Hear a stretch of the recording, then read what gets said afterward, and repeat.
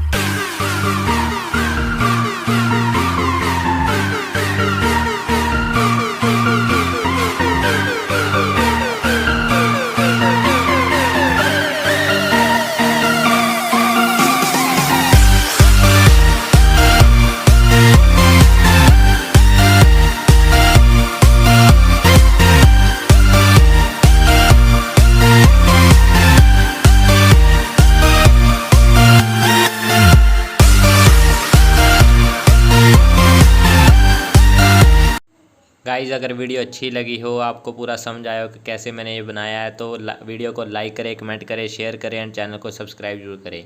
और कोर्स के लिए आप टेलीग्राम